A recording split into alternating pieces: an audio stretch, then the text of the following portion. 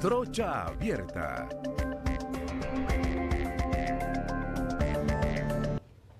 Bienvenidos a todos los que me están sintonizando a través del canal 33, 9 de la noche. Este programa se retransmite el día de mañana.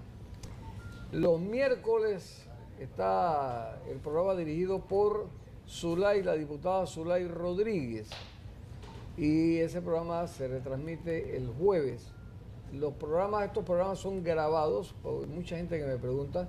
Así que el del viernes se transmite como exclusivo para el domingo a las 9 de la mañana a través del canal 21. ¿Ok? Hoy estamos como siempre en compañía del licenciado Martín González. Buenas noches a todos los televidentes y encantado que una vez más nos permitan entrar a sus hogares.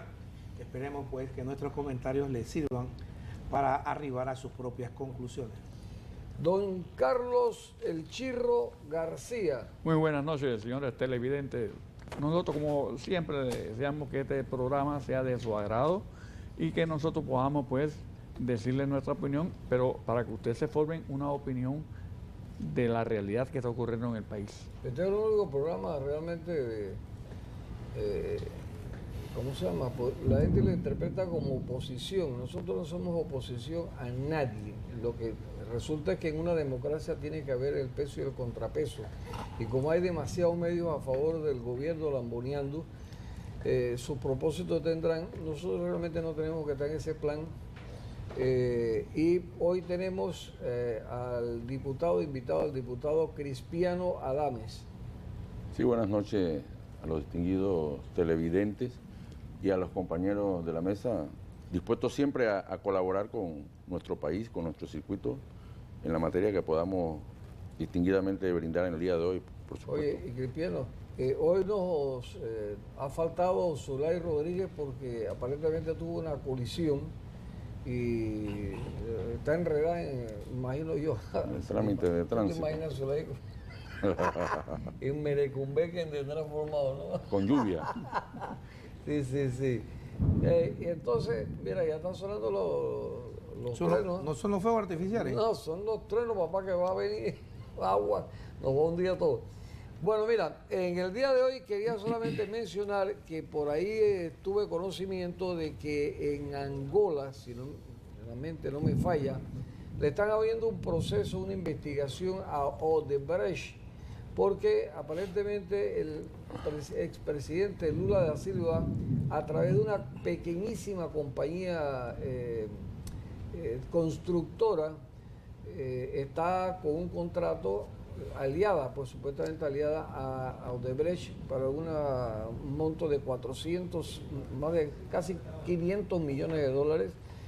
Y la gente que es muy, tú sabes, tiene mucha sapiencia, dice, bueno, es que esa constructora es el disimulo, porque una constructora chiquitita que no va a hacer nada en Angola construyendo, ¿tú te imaginas, no? Dice que ese es el mecanismo que se utiliza para disfrazar las coimas que les va a llegar a través de, bueno, esa era una constructora que estaba participando en la construcción allá en Angola de todos los contratos que se han dado. En Panamá no hay manera humana de investigar Odebrecht, todo por el contrario.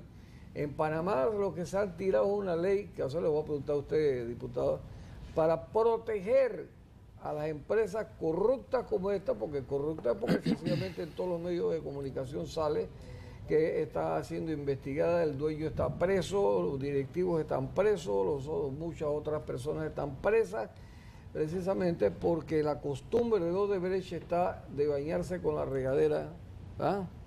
Con regadera, ¿no? Aquí no. Aquí no hay eso, porque acuérdate que aquí el partido varelista se denomina la reserva moral de la patria. Ellos no hacen esta el cosa que aquí. esté inventando y creyendo que Odebrecht va a coimear aquí en Panamá está totalmente equivocado. No Eso tiene aquí en Coimea tampoco. No, tampoco lo tiene aquí en Oye, Coimea. déjame decirte una cosa, Varela jamás ha dicho esa frase ¿De que qué? de que él es la reserva moral de la patria. Jamás lo ha dicho. No, pues es que no lo dice, lo dicen todos los varelistas. No, eso está dentro de la historia del partido, ¿no? Ah, ¿sí? Sí.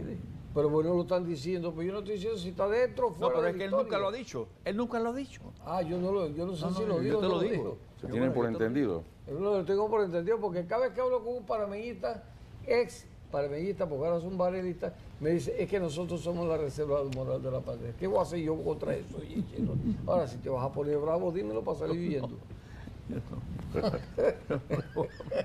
Bueno, mira, aquí hay muchas cosas que tenemos que tocar y hemos invitado a Crispiano porque en realidad tú ves todo el escenario a nivel mundial, todos los problemas que se suscitan, la falta de salud, la falta de educación, los problemas sociales, la crisis económica, la corrupción, todo va vinculado no al pueblo, a los políticos. Y yo quisiera que alguna vez en Panamá existiera un reciclaje, así como se hace el reciclaje de botellas, etc., hubiera un reciclaje y dejaran de estar engañando siempre con una... El otro día llegó aquí José Luis Fábrega y yo después me quedé pensando, porque aquí comenzó a patinar como un borriguero en mosaico.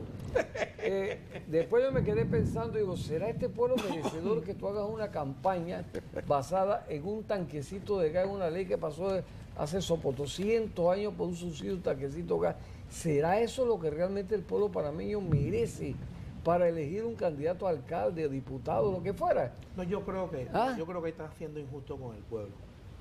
¿Con el pueblo? Sí.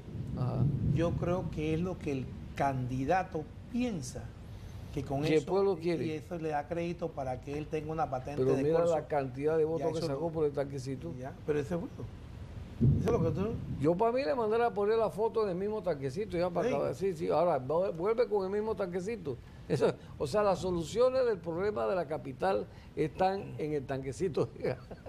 Pero bueno, Crispiano, Dígame. ¿qué está pasando realmente en el partido, que todo el mundo habla de que el partido está totalmente resquebrajado, hecho leña, que no van a poder llegar a las elecciones unidos, están pues con muchos problemas internos? Dime realmente, pero por favor, no me hables como político, vamos a ver como doctor Crispiano Adame. Si es muy difícil, me avisa. No, que no te hable, que no Como te hable, médico con- que no te hable, que no te hable como escriben los médicos. Como porque una tú- receta Y no me técnica. escribe, y si lo que vas a decir es igual a la receta que nadie se las entiende. Peor la vaina. Entonces estamos jodidos definitivamente. A ver. No, pero antes de entrar a ese tema, yo quisiera contestarte con referencia a la situación que se presentó cuando debatíamos la ley de contrataciones públicas en la última semana del periodo ordinario y que verificaba, entre otros, uno de los artículos que resultó ser el más polémico, por decir así, que es el artículo 10, que era la inhabilitación para licitar, y que en efecto planteaba en una de las posiciones impedir que empresas sentenciadas con sentencia en firme en sus países pudiesen tener algún rango de licitaciones en Panamá. Yo creo que dentro de los argumentos que se expresaron había algunos de mucha validez y establecía, entre otros, el criterio de que era un poquito complejo y difícil solamente establecer esa premisa, porque muchas de las empresas grandes transnacionales a nivel mundial verifican grandes procesos, incluso sentencias, y eso pudiese provocar algún grado de congestionamiento adicional a una gestión de por cierto pobre y lenta como la que tiene el actual gobierno de Juan Carlos Varela. Y nació una propuesta muy interesante que hablaba de que ninguna empresa radicada en Panamá y que verificase con los actuales gobiernos más del 20% de contrataciones que superasen el producto del presupuesto general del Estado, no participasen adicionalmente. Creemos que eso pudo haber sido una fórmula, más sin embargo, en efecto, yo creo que la manera como el presidente y su gestión quisieron defender algo que conocemos es precisamente negando a través de una poca participación de las bancadas en poder discutir una propuesta que a mi juicio era mucho más valedera que simplemente impedirle per se a una empresa por una sentencia firme en el extranjero participar aquí. Yo quiero decirte que eso no se tuvo conocimiento, porque como bien refieren ustedes, ¿no?, el pueblo panameño se maneja mucho en el grado de la percepción. Y te lo digo por lo que acabas de hablar de José Luis Fábrega. Si a la gente le motivaba un tanquecito de gas, bueno, ese tanquecito de gas se convirtió en una percepción. Y esa percepción se manejó tan hábilmente por el candidato y por la participación de las redes que se hizo prácticamente un puntal que a mi juicio coincido contigo. Hay cantidad de problemas en la comuna capitalina como para verificar mucho antes que un tanque de gas. Sí, Pero o sea, a mí lo que me extraña, Cristiano, es que el fundamento de una campaña se base solamente en una ley que se pasó subsidiando un tanquecito de gas de 25 libras. O sea, el tiempo no ha transcurrido, las necesidades no existen y tú no puedes salir al electorado con una propuesta de esa naturaleza como muchos otros. Porque yo recuerdo a un diputado hace muchos años en Chitré que se reunieron unos cuantos y dice, oye, ¿qué necesita la arena? Dices tú, dice, bueno, la arena necesita esto. Dice, bueno, vamos a ponerle ahí eso. O sea, no le importa realmente, todo lo van planeando porque saben que si lo prometen y no lo cumplen, no pasa nada. Y te pongo un ejemplo, en el caso particular del actual alcalde, en ese momento, José Isabel Blandón, había argumentos para debatir, porque José Isabel Blandón en ese entonces fue uno de los firmantes del proyecto de ley que se hizo ley y que después permitió el avalúo y reavalúo Correcto. a la usanza que se distinguió en el gobierno anterior. Yo creo que eso en las clases medias, por lo menos de mi circuito, en el área de Betania, Pueblo Nuevo y Ancón, era un argumento de mucha más validez que una expresión un poco simplista como la que tú acabas de decir. Claro. En el caso del PRD, quiero decirte que sentimos... Espérate, porque tragaste muy grueso ahí. Antes de que tú continúes. ¿O tuviste cómo tragó? Ave María Purísima. ¿El asunto está serio? Sí, está bellaco. Pero no, antes que tú sigas de eso, mira. La única compañía que yo conozco de las que están licitando en Panamá y han licitado con anterioridad es Odebrecht, que está su dueño condenado, ¿verdad? Que se ha probado en diferentes partes del mecanismo y la utilización de sobornos para poder adjudicarse obras son parte de la corrupción. Ok, si otras empresas no están en eso, ahí existiera alguna empresa en el extranjero que no ha venido a Panamá jamás en la vida, que tuviera algún proceso pendiente, pues hay que cuidarse también de eso, porque eso es como los bancos, Cristianos. Los bancos, si tú tienes de repente algún problema con la ley, te suspenden a ti y no te dan crédito y te cierran las puertas, solamente con la sospecha. Pero yo que quisiera preguntarle al honorable diputado si el proyecto no hablaba era de empresas constructoras de esta naturaleza o de otras que en otros países fueran condenadas ya, ¿verdad?, por actos de corrupción, no podían licitar en nuestro país. Claro, eso. Es que el proyecto nunca contempló algo como eso. ¿Qué contemplaba entonces? Contemplaba era las empresas sentenciadas en firme en Panamá. Ajá, por supuesto. Nunca, eso fue una moción presentada por un grupo de diputados y que dentro de lo que fue el pequeño debate realmente se verificó una votación, pero nunca, el proyecto original jamás contempló que empresas extranjeras sentenciadas en firme en sus países fueran inhabilitadas en Panamá. Correcto. Nunca ¿Y por qué tú le ibas a poner esa cortapisa a los que están en el gobierno actual? ¿Cuál cortapisa? ¿Y por qué tú pretendes que ellos mismos, si iban a poner esa cortapisa ellos mismos? Ah, claro, por supuesto que no, pero él me preguntó si estaba incorporado en el proyecto. No, tú se lo aclaraste, que no, efectivamente no. No estaba incorporado. Entonces, ¿cómo pretendemos que ellos iban a poner esa propia Claro que no. cortapisa? En el proyecto original no, pero en una modificación sí estaba. Sí, se le contemplado. Una presentaron propuesta de modificaciones, creo que modificación. fue Yo lo que la pregunto- ex procuradora y Está- otro grupo, parte del grupo de los 5 o Sí. 6, creo que también...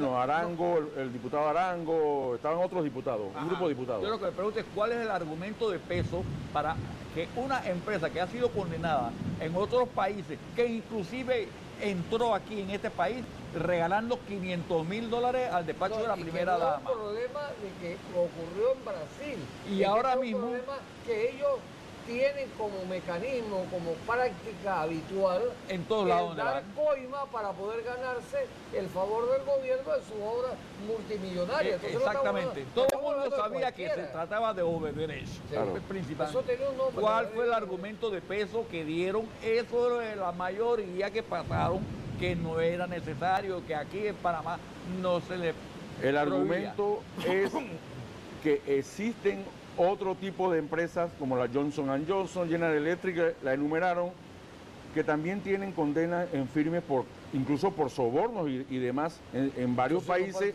Entonces tampoco pueden participar. Correctamente, y que esa complejidad pudiese hacer prácticamente nula la gestión. Esa fue la posición del gobierno. Sin embargo, tú sabes que Johnson construye. no provee, porque no solamente eran de construcción, era en general. Pero yo te digo algo, el solo hecho de que el gobierno haya demorado 2 años en debatir la ley de contratación y que al día de hoy aún no la sancione el presidente argumentando 1001 excusas, indica que en efecto ellos están esperando el tiempo para propiciar que esa empresa y otras puedan ganarse algunas de las obras magistrales que vienen en curso, como la tercera línea del metro, las carreteras que van allá de 8 carriles y demás. Pareciera ser que ese es el camino. O sea, cuando ya esté blindado en la contratación, entonces al otro gobierno le corresponderá ser el más transparente, el más prístino y el capaz de producir los controles que ellos adujeron en campaña electoral. Eso es lo que fue parte de nuestro argumento y de argumento de muchos que se opusieron vehementemente a que eso fuera un proyecto. Y te digo algo, el gobierno pretendía en un artículo 1 incluir un numeral para que se verificaran licitaciones marcos en este país para los medicamentos, insumos médicos, quirúrgicos y equipos. O sea, centralizar adicionalmente a una burocracia cruel que nos lastima y nos produce grandes desabastecimientos la materia de insumos, medicamentos y equipos. Evidentemente, con razonamiento, en búsqueda de propósitos exclusivamente empresariales. Y mira por qué exclusivamente empresariales. Porque ahora el presidente sale con que hay una comisión que él ha conformado de yo no sé de quién, que le dice que hay que modificar ahora la ley 1 de medicamentos del 2001 para producir un organismo que centralice la compra y centralice la logística. Ese no es el problema de la provisión de medicamentos e insumos en este país. Pareciera ser que alguien quiere entrar al rango que dispensa algo como la provisión de medicamentos, insumos y equipos que aquí bordea alrededor de los 900 millones de dólares anuales. ¿Quiénes son los que están detrás de eso? Esa es la pregunta. Sí, me dice, bueno, ahora sí, pues ya respiraste y hablaste y todo lo demás. Vamos a tratar el tema del PRD para que tú me dejes más o menos un pantallazo de lo que todo. Porque la gente dice, no, que el PRD ya está, no va a ganar porque está destruido, porque no sé cuánto. Yo quiero que tú nos digas qué es lo que está pasando, pues para ver si nos animamos para inscribirnos en el PRD.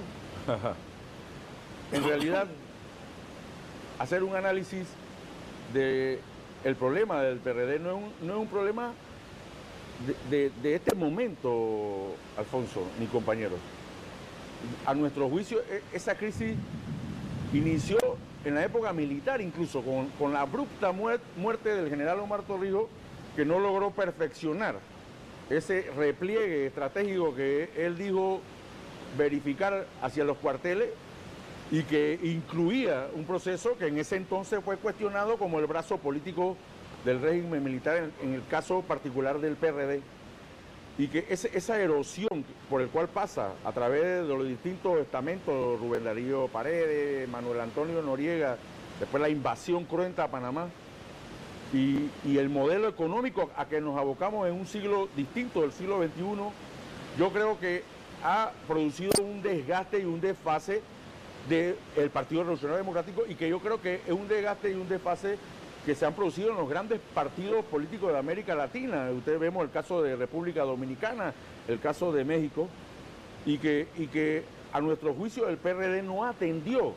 Y esa desvinculación, ese desfase con las organizaciones y con demás, ha visto que el PRD se vea inmerso en una fase eminentemente electoral. Todo se basa en un principio eminentemente electoral, llámese clientelismo, llámese, no sé cómo definírtela, y que ha agudizado a tal manera que en los últimos 2 periodos consecutivos ha producido una derrota que resta credibilidad entre los compañeros, entre las bases, entre los estamentos del partido. Nosotros hemos hecho recorrido a nivel nacional, Castillero, hemos estado en Los Santos, en Darién, en Chiriquí, en la comarca Nueve Buglé, en Aguadulce, en diferentes áreas, y realmente cuando uno conversa con los compañeros de base del partido, yo creo que sí existe una esperanza de que podamos producir una unidad, ya sea que no sea total del 100%, pero que verifique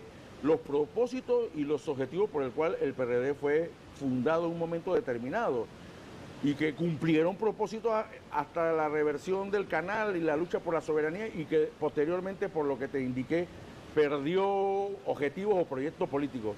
Yo creo que podemos ponernos de acuerdo y debemos enmendar, máxime que a juicio nuestro con el actual gobierno hemos advertido sesgos que indican la reversión a estilos y modelos que estaban aquí consignados antes del 68, cuando había problemas de magnitud social tan trascendental. Te pongo en caso de salud y educación, que hacía prácticamente una disparidad y desigualdad entre los sectores que componen la clase social panameña. Yo, sinceramente, puedo decirte, soy parte de la bancada del PRD. Vivimos una experiencia particular el año pasado cuando, producto de una línea partidista que hoy dicen que no fue consultada, pero sí fue consultada, fue conversada con Rubén de León, fue conversada con cada uno de los 6 compañeros que después decidieron, aupado por el gobierno nacional, a presentar una candidatura alterna, y que no cumplió y no verificó ni siquiera una línea de Benicio Robinson ni nada parecido, sino una disciplina que está verificada en los estatutos del PRD.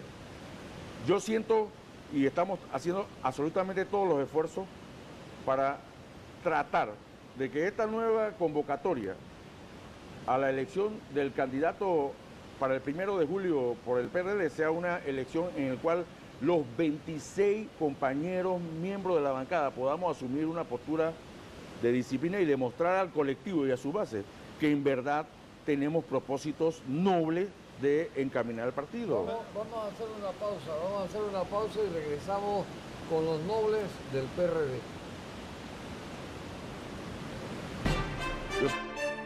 Ya regresamos con Trocha Abierta.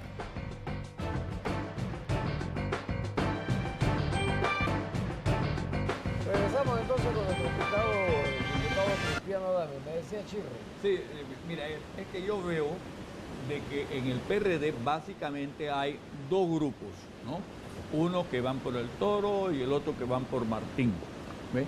Y ahora pues viene destacándose también Cortijo por fuera, viene por fuera. Pero entonces, ¿qué resulta? El grupo de Torrijos dice, hay que pelear por la unidad. Y el otro dice, hay que pelear por la unidad, pero cada uno entiende por la unidad es que tú te unas a mí, no al partido. Y entonces, de esa manera, con esa confrontación que van a seguir, van a llegar a la meta y van a perder las elecciones nuevamente. Porque si no hacen unidad, no van a ningún lado. Definitivamente es así. Entonces, mira, si Cambio Democrático, por ejemplo, fuera unido, pudiera ser una fuerza en consideración, pero como está tan dividido, peor que el PRD, está peor que el PRD. De manera tal de que el panameñismo tiene que unirse con algún otro partido para poder hacer algo de fuerza. Pero así como va solo, no va a ningún lado tampoco. Yo creo que hay que separar los momentos, ¿no? El PRD está inmerso ahora mismo en una campaña de una reestructuración interna del partido. Correcto. Ya están escogiéndose delegados para efecto posteriormente escoger las nuevas autoridades del partido. Yo creo que si el compañero Cristiano ha hecho un análisis como médico, luego de escuchar o de ver al paciente, como él ha señalado en esta gira, luego de auscultarlo, ha llegado a un análisis para poder determinar y dosificar cuál es el medicamento. Pero lo cierto es que no depende de él como médico. Cuando Omar concibe la creación del Partido Revolucionario Democrático, siento que lo hace con la intención de garantizar las conquistas, que se mantuvieran el seguimiento de las conquistas sociales alcanzadas. La situación de la soberanía, de que se la viéramos, y vemos en estos días cómo con suma vergüenza veíamos a un embajador norteamericano dictando las pautas sobre un problema en particular en mi país, en nuestro país, aspecto que no se veía desde hace mucho rato, precisamente con una administración ahora, en este momento, panameñista. Entonces, esa situación de garantizar las oportunidades para todos, Omar la llevó a cabo a lo interno del partido, del Partido Revolucionario Democrático, precisamente con la creación de los distintos frentes, el frente empresarial, el frente de trabajadores, para que congeniaran y salieran de ahí las situaciones de dos intereses no enemigos, pero sí competitivos en un momento determinado. Los frentes femeninos, el frente de la juventud, el frente de profesionales, y que se dieran las discusiones a lo interno del partido, que son las discusiones que se dan al externo, a nivel del país.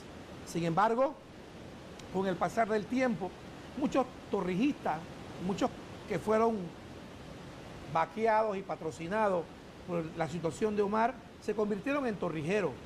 El código fue desmembrado, mira lo que tenemos hoy de código de trabajo, ¿ya? Se dieron una serie de situaciones en retroceso. Vemos los frentes hoy hechos añicos. Entonces, observamos la construcción y el fortalecimiento de un partido, pero haciéndolo de los lados, no desde adentro, no con la construcción de volver a retomar el aspecto del frente de trabajadores, el frente de empleadores, el frente de profesionales, la juventud, pero sin involucrarnos nosotros, sin vaquear a la gente, como es lo que se ha venido denunciando. Entonces, en la medida que no construyamos ese partido fuerte desde adentro, vamos a ser débiles afuera. Entonces, yo creo que para que esa medicina se pueda recetar, tiene que haber voluntad. Y esa voluntad tiene que verse reflejada en que los que ya les jugó su número, denle paso a las nuevas generaciones, denle paso a eso que Omar llamó, yo no quiero entrar en la historia, quiero entrar en la zona del canal, en la construcción del relevo de las futuras generaciones. Omar no fue mezquino, y yo no sé de dónde sale la mezquindad de mucha gente en el partido, que son torrijeros, no torrijistas. Entonces, en la medida que no abandonemos ese tipo de situaciones, yo pienso que lo que se está dando va a ser más de lo mismo, Cristiano. Yo no veo al partido fortalecido. A 2 años de esta administración y a 3 o a casi 3 de las futuras elecciones, no veo un partido que tenga opción de gobierno para el año 2019, en la medida que no resolvamos esas situaciones internas. No sé, esa es mi opinión. Usted está dentro de la criatura. Correcto. Yo coincido con este planteamiento a título de diagnóstico, hablando como médico, en el sentido de que evidentemente el Partido Revolucionario Democrático es un partido heterogéneo y que en el propósito inicial de sus fundadores propició una fusión que en cualquier concepto ideológico creo que no era fructífera, cuando incluso anteponía sectores de orden antagónico, diría yo. Tú sentar al obrero y sentar al empresario, ¿qué podías sacar de esa realidad? Y por eso que uno de los eslogans en ese tiempo era ni con la izquierda ni con la derecha, con Panamá. Sin embargo, yo creo que uno de los principales puntales que desarrollase el general en ese momento, tratando de paliar ese antagonismo y esa contradicción, diría dialéctica, por cierto, dialéctica, fue establecer un contacto bien personalizado y bien particular con las bases de expresión inicialmente del partido y después con el pueblo panameño a través de lo que él denominó el patrullaje doméstico. Ahí inicia el proceso de división entre los torrijistas verdaderos y lo que tú a buen juicio llamas torrijeros, porque hay mucha gente que se debate en consideraciones eminentemente teóricas, simplemente teóricas, pero que no aterrizan para poder verificar los problemas que conforman esos frentes y esas bases del Partido Revolucionario Democrático. Forma parte de la historia. Eso forma parte de la realidad actual, porque mucha gente no tiene credibilidad de la institucionalidad del partido. Forma parte de la historia que no han querido repetir. ¿Okay? Ustedes no han querido repetir, como dice Martín, efectivamente, habían cuadros de diferentes profesionales, juventud, etcétera, etcétera, no lo han querido repetir.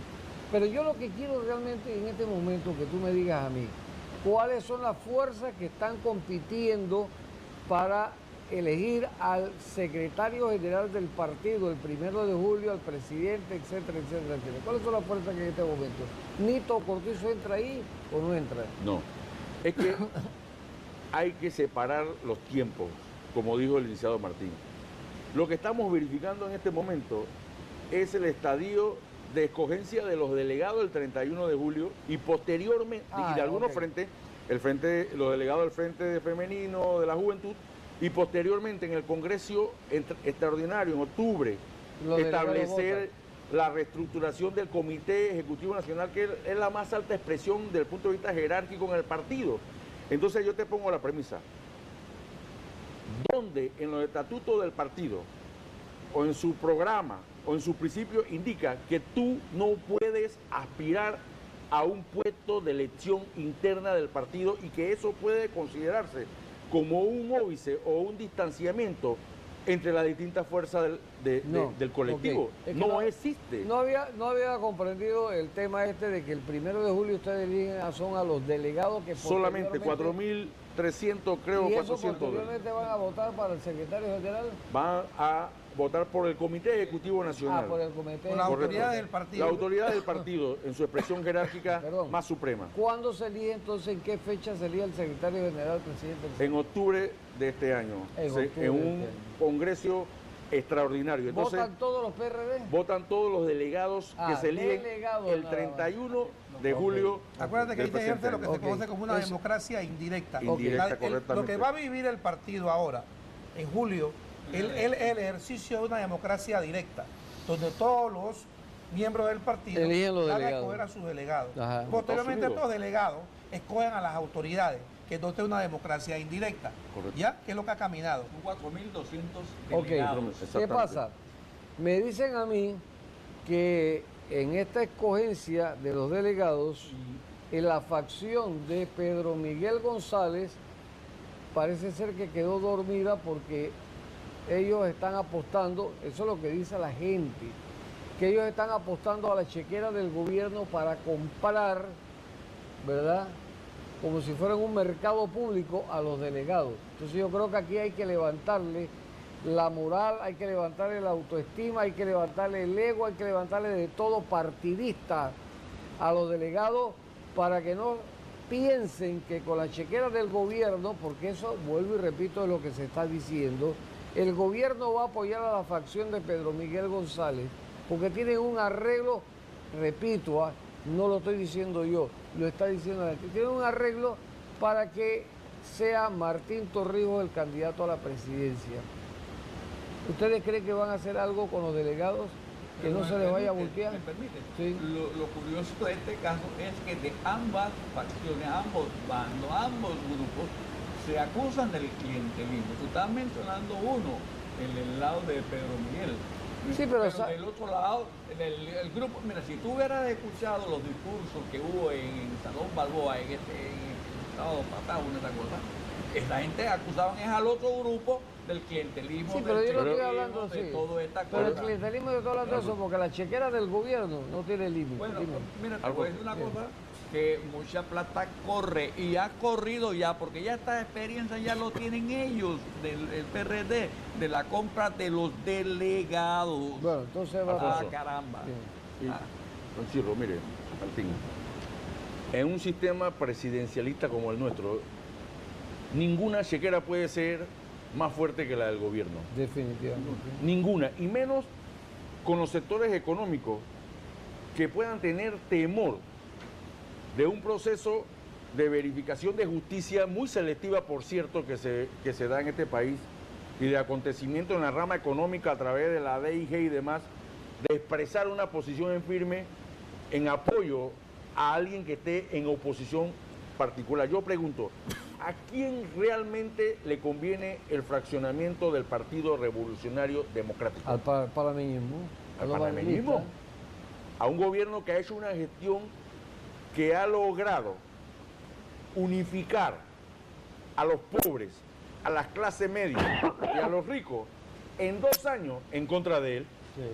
Yo creo que esos son uno de los pocos gobiernos que ha logrado ese propósito. Ese es el éxito que ha tenido. Y uno de los dolores de cabeza más grande cuando uno todavía piensa que todavía faltan 3 años y que con 2 años hemos sufrido bastante. Así que yo pienso que el gobierno nacional ya lo manifestó el año pasado, el 1 de julio, cuando intervino de la manera más flagrante, porque yo fui el candidato.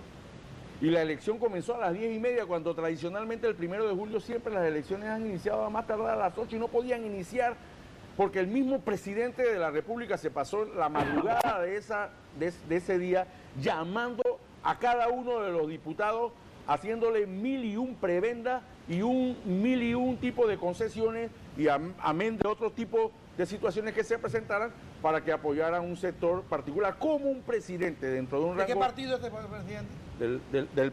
El presidente de la República, Juan Carlos Varela. Entonces, está hablando de la instalación de la Asamblea Nacional. Pero bueno, y de la Asamblea Nacional. Entonces, ¿a quién le conviene tener a un CD dividido y fraccionado? A Varela. ¿A quién le conviene tener a un PRD dividido y fraccionado? Al Tortugón. Y yo te voy a contestar, Martín, mira.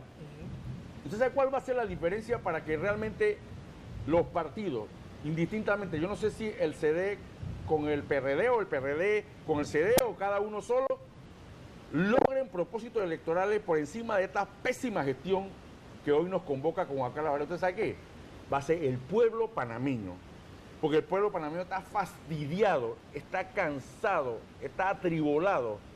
Y no solamente porque no hay dinero circulante, sino porque no hay oportunidades, que hay razonamientos como una funcionaria del Ministerio de Desarrollo Social, cuyo esposo es el secretario privado, uno de los secretarios privados de Varela, y que le dice que si ella fuera Varela, mandaría a la gente de Curundú, que le dio el voto, por cierto, porque el representante de Curundú es panameño, a las barracas.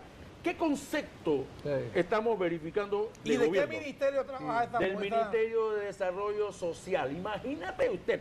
Ahora bien, Entonces sería un gobierno de bárbaros. ahora bien, mi estimado diputado, yo creo que este es el llamado y la situación que tiene aquí. Yo creo que el partido no lo está viendo a través de las personas que de una u otra manera aspiran a tener la mayor cantidad de delegados.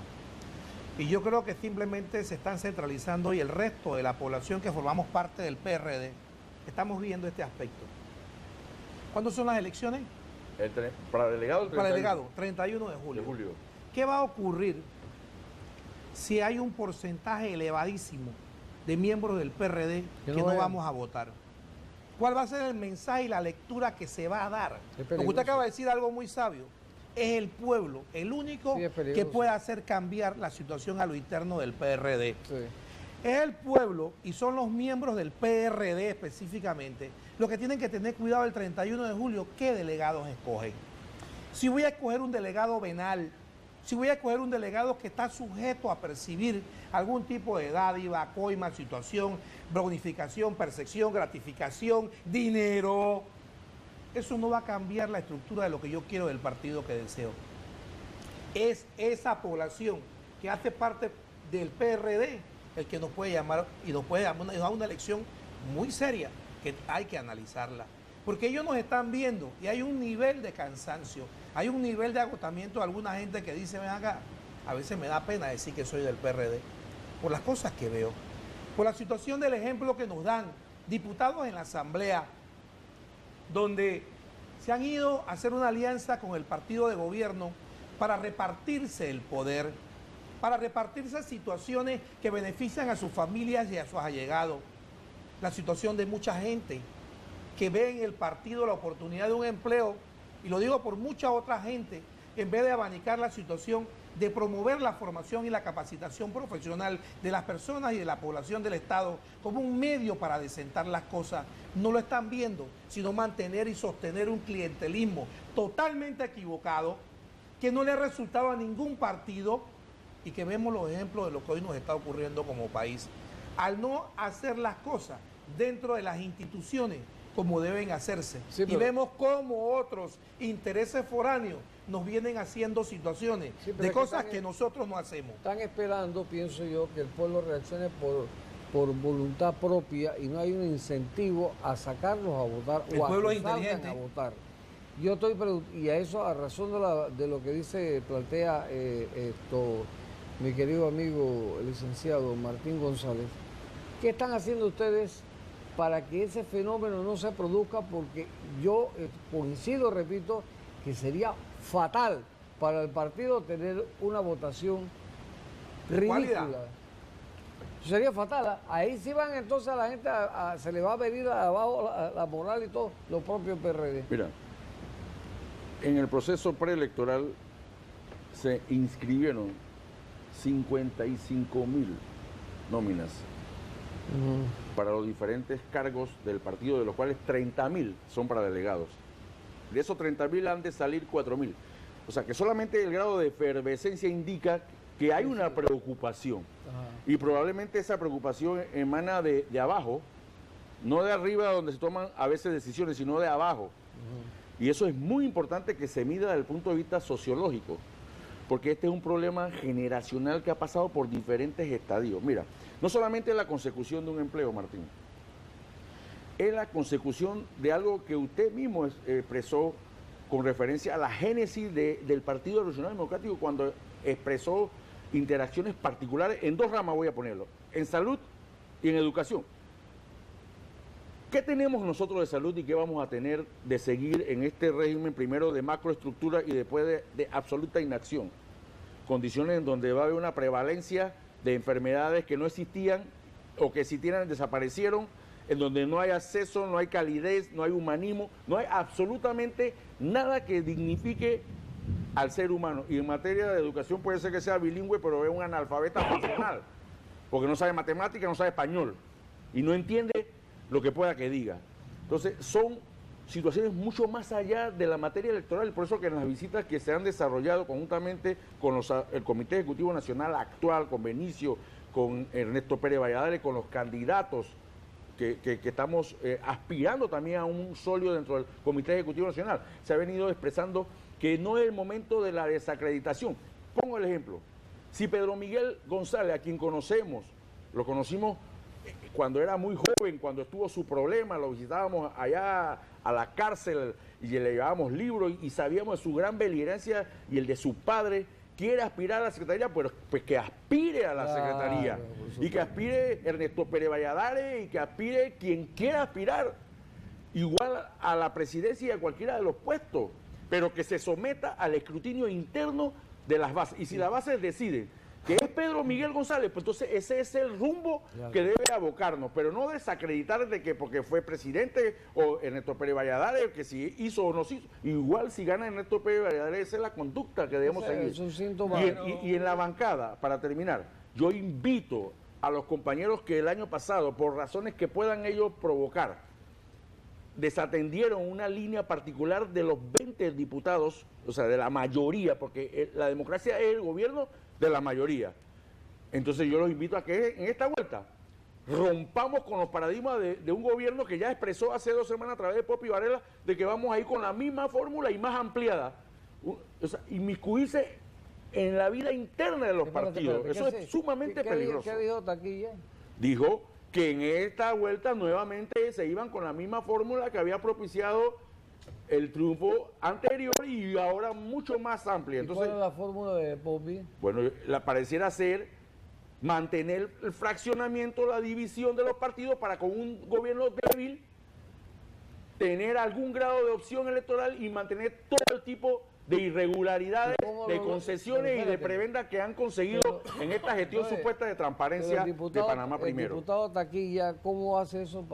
¿Cómo lo Bueno, auspiciando que nuevamente del grupo de los compañeros que el año pasado por algún otro motivo se verificó ese proceso de indisciplina, vuelvan y nuevamente presenten una candidatura, pero al margen de lo que está verificado en los estatutos del PRD, porque entonces, si eso es así... ¿Por qué no lo votan? Pues bueno, no entiendo. Porque el mismo fiscal de disciplina está trabajando con ellos. ¡Ah, caramba!